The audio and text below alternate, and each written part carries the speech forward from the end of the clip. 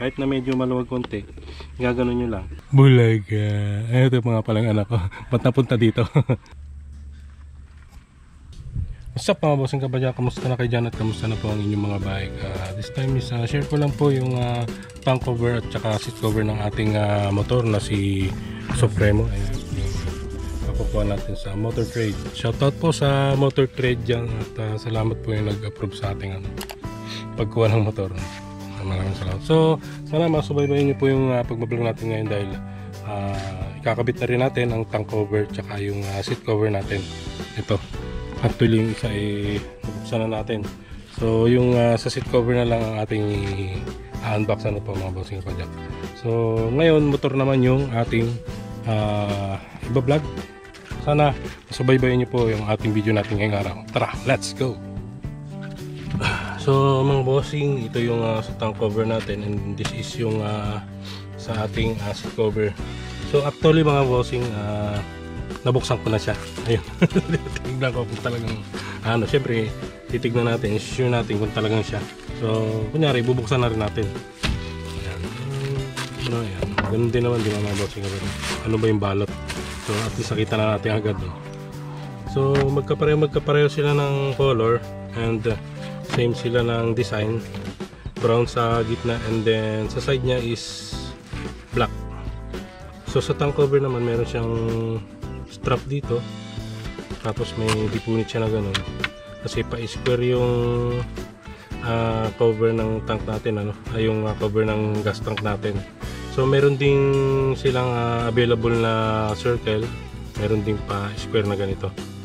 So kung gusto niyo rin makakuha ng ganito mga bossing kapadyak or mga bossing na kamoto natin dyan is ilalagay ko yung sa description yung ating link. So yan. So yung texture niya pala mga bossing kapadyak is siya rubbery. Tapos dito medyo rubbery din na plastic. Dito sa may pinaka brown niya, dun sa ilalim niya is may foam. Ayun. Kaya malambot, hindi basta-basta siya cover na basta-basta Ayan, maganda siya. Mukhang tatagal naman. So may mga available pala. Pinili ko Supremo, nakalagay doon Baja, TMX 125, ganyan, meron din.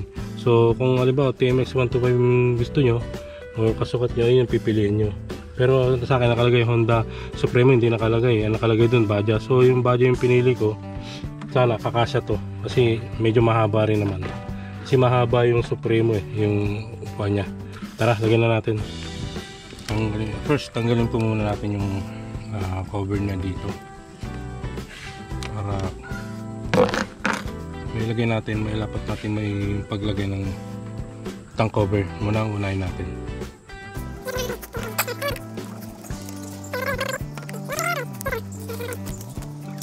So ito po yung bago nating laruan o motor, itong Honda Supremo, Honda TMX Supremo 150.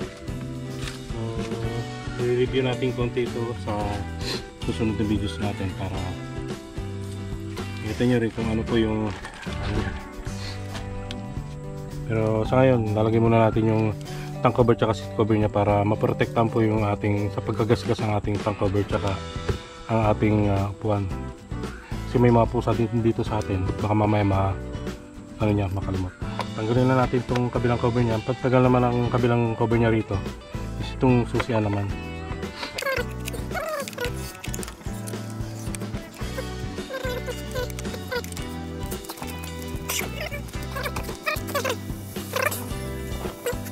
So ito po yung tank cover niya, unahin natin. Dito muna tayo.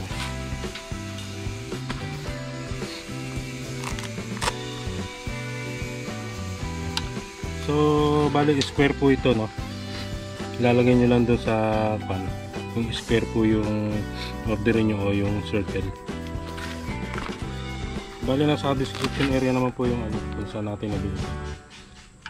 So mamaya na dito tatali muna natin. Ito yung mga tali nyo. So unahin natin dito sa harap para doon na tayo mag-adjust sa huli. Ito naman lusot dito para tingnan natin, baka hindi nakikita Ayan. Dito tali muna natin.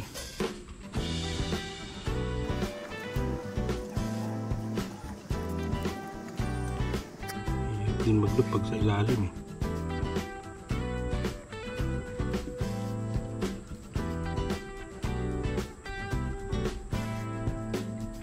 Tapos higpitan lang po natin pagkabol para hindi siya matanggal, para hindi siya lumuluwag-luwag. Ayan, subukan natin konti. Isa pa. Ayan. Okay. Okay. Tapos dito naman sa kabila, dito kasi ang linya niya ng rope simula rito hanggang dito. Ganoon din sa kabila. Pero kung halimbawa medyo maluwag na ganyan, pwede pa rin natin i-adjust dito.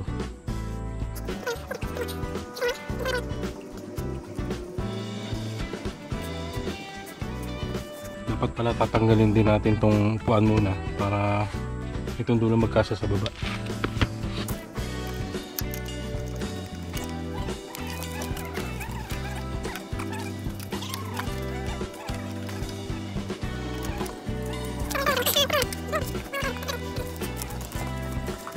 Ang purpose ng pagtanggal natin ng upuan mga boss, mga kamoto, ayan, para dito bumaba to, lumapat sa tangke.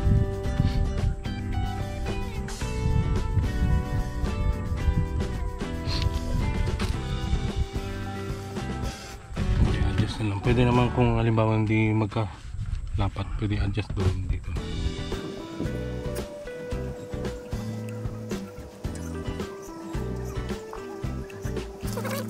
Ganun din sa kabila mga boss, pareho lang naman.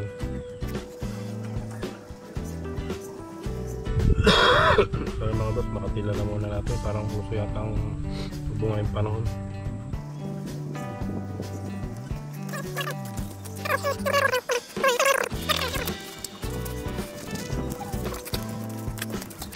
Yung tagawag ng camera natin, kailangan nakaipit siya doon para siya lumapat. Ayan.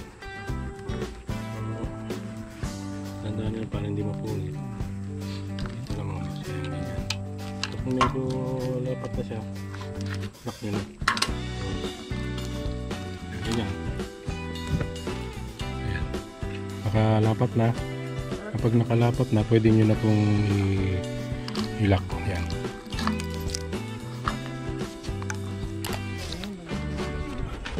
Namin.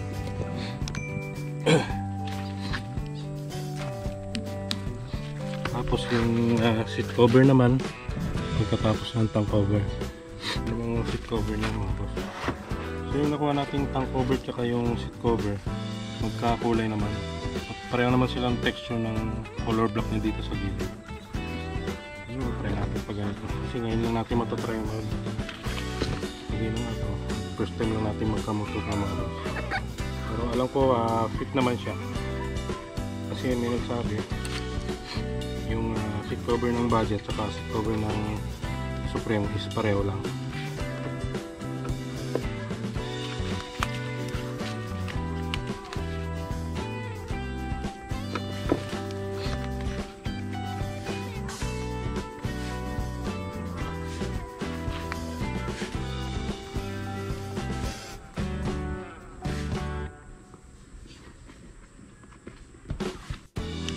So mga boss, nailagay ko na siya.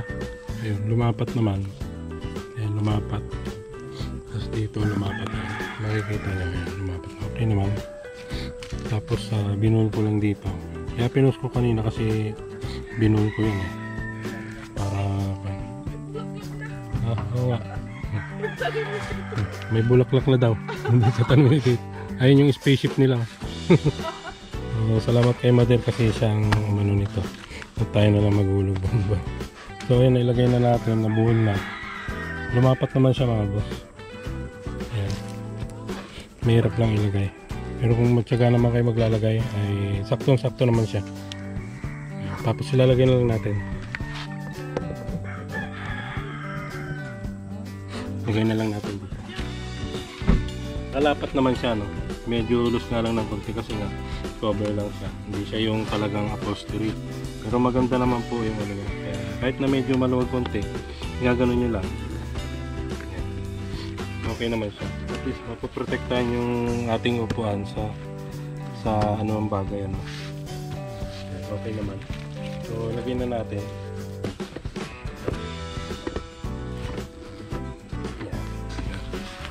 Okay naman, kahit medyo loose, diba?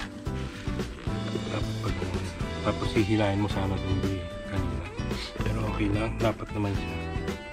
Yan, diba? Para at least maprotektahan lang. So nilagay na natin yung tank cover. Yan, okay naman, pati dito lapat yan, lapat yan. Okay, ganda no. Tapos ito yung ano nya, seat cover, maganda rin. So nagmukhang classic talaga yung dating niya. So ito nga po palang motor natin, bibigyan natin ng simpleng review sa susunod dahil hindi naman tayo masyado pang maalam o kabisado ang mga motor dahil nag-umpisa tayo sa bike. Pero bibigyan pa rin natin ng ano yan, ng konting review. Tapos siguro ilalagay ko na lang doon kung ano yung mga parts niya. Ayan. So ito po si Honda Supremo, Honda TMS Supremo 150 2024. So ito po yung latest ni Supremo ano po. Ayan. Bigyan lang natin ng konting bulag. Ito mga palang anak ko. Ba't napunta dito? So ito nga po. Bigyan lang natin konting video. Yan. Hindi ko pa nakabit yung yung cover niya. Pero meron naman po tayong video rito. Yan, mamaya ko na ilalagay. So yun lang naman yung tank cover and seat cover. So yun lang po mga bossing kapadyak ano. Sana nagustuhan nyo po yung video natin at nakatulong. So ang importante mga bossing kapadyak is ride safe and God bless us all. Woo!